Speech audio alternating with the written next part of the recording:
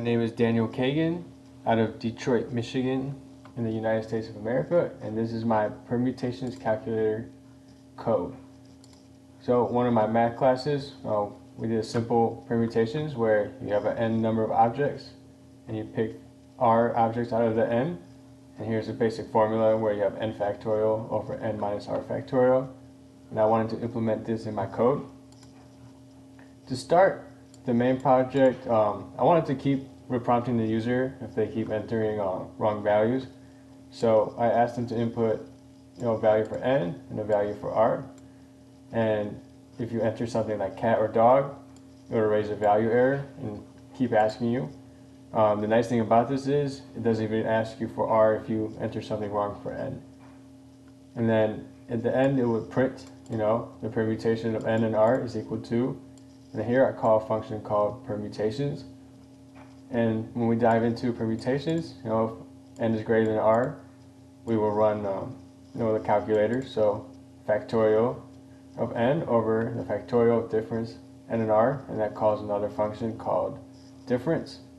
So difference takes arguments a and b, returns the difference, and that is brought here.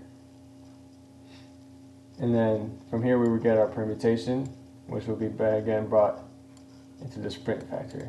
If n is less than r, you can't do a permutation, so the code will exit and give you an error saying that n cannot be less than r. And then another thing is a factorial, so we'll get into a function called factorial. So a factorial of anything less than 0 is 0, and then if x is 0 or 1, that factorial is 1. Otherwise, we get into a loop where it does the math and calculates a factorial. And then the test code I have here. So from the project we import permutations, difference, and factorial. We run them and test them. So I did something simple, 7 and 5. It should return a value of 2520. If you do 1 or 0, it gets you 1. And then difference, 7 minus 5, which should be 2. 0 minus 0 is 0. And then again with the factorial, so factorial of 7 should give you 5040, and then factorial of 0 should give you 1. So, just going to run it.